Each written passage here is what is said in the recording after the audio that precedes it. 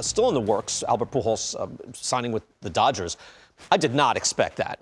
I didn't think anybody would sign. I was trying to think who could use Pujols at this point, an immobile first baseman who's not hitting, who will run into a home run now and then. Like, he'll sit on pitches, he'll drive some, maybe against a left-hander, although even those splits are erratic.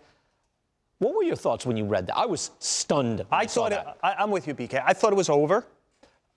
When you do a little of the dive into it, the Dodgers have been very bad against left-hand pitching. You know, Pujols had 3 homers in like 27, 28 at-bats this year against lefties. You know, Gavin Lux, this now was before Seager got hurt. Now Lux is going to have to play shortstop. You can move Muncy to second and play Pujols at first some. It obviously hurts the defense, but it's a way to get him on the field. I will just say this in general. When this season started, we would have said the deepest team by far is the Dodgers. By far. Like, they just felt like they have it. And then you look, wow, you know, over the weekend, they acquired Pujols, Travis Blankenhorn, and Yoshi Tsutsugo. All of them were designated for assignments by other teams because, like, essentially they weren't hitting. Yeah. And this is the deepest team. It made me think this. I just wrote this for the Post about something else. We were worried about the pitchers getting through the season 60 to 162 games.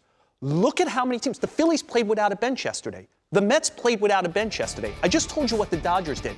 I think this is happening with position players too, and I think teams are going to have to rethink, should I really carry 13 or 14 pitchers every day on a 26? You have a 20, the roster went up, and teams are being caught without enough position players. It's staggering how many guys are not available day to day, and if teams are going to have to rethink how many position players they have on their 26-man roster. I just thought the Dodgers are famous for, I mean, Andrew Friedman, going deep, where the end of their roster is an outstanding major league player and a useful player, a multi-position player. It seemed to go so against the grain that you go, no, let's get this aging, slugging first baseman. That's why it stunned me so much. You know, Joe mentioned everyone thought about the depth, and I think that thought came when they signed Trevor Bauer, because we're going, they don't need another starting pitcher. These guys are so amazing. But when you start thinking about them losing Kike Hernandez and Jock Peterson from the bench, to me, they were like the super subs, that number 6 man in basketball that shows up and performs. For me, over a course of 162 games, if I have my starters, when I can have them, it's going to be maybe 150 times. I have my A roster out there. Those other games, those other times of the games, I have to use the guys that are on my bench. So if I'm winning a division championship by 1 or 2 games, the most important pieces are the guys on the bench. And I think that's what the Dodgers are always looking at. Where can we upgrade, even through man number 26? Because at some point in time, I need that guy. As far as bringing Pujols over, would you rather?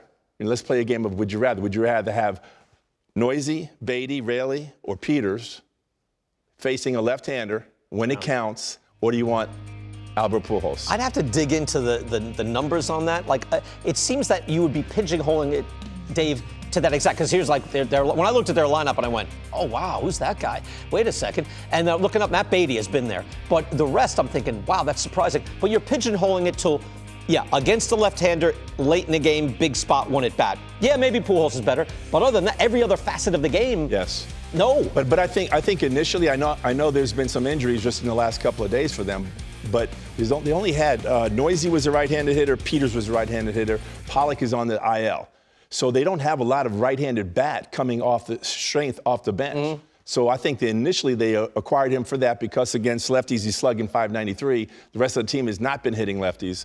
Well, that's my other question then is Pujols going to hit lefties? We don't know that. Right. Well, he sort of was, sort of wasn't, even this year. But you're basing it on what he's been doing this season, right? Yeah. So .593 slug. And the year before. And last year, I kind of give everyone a pass on 2020. The year before, he wasn't as bad as he was last year. But he's been, again, I look back 3 years on his against lefty splits. Right.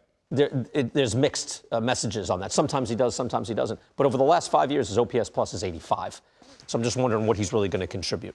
Yeah, I wish I could remember. I'm pretty sure it was in the LA Times, like Jorge Castillo or Dylan Hernandez pointed out the Dodgers' success with what perceived to be the veteran who didn't have anything left, David Freese, Chase Utley, that these guys became important guys and that they're into that group again to see. Because I do also think, look, I think there's nothing more important than talent, and we'll never be at peace with what it means for guys to feel comfortable. But to Dave's point, when that at-bat comes, like the rest of the team probably still feels okay because they do see Albert Pujols up there. Like whether that's a shadow of Albert Pujols or not, like the rest of the team is like, well, it could be Raley or it could be Pujols. I'm more comfortable with Pujols. I think he'll have an at-bat here, you know? Now, that might not be true, but I think it gives a certain comfort to a team with great expectations.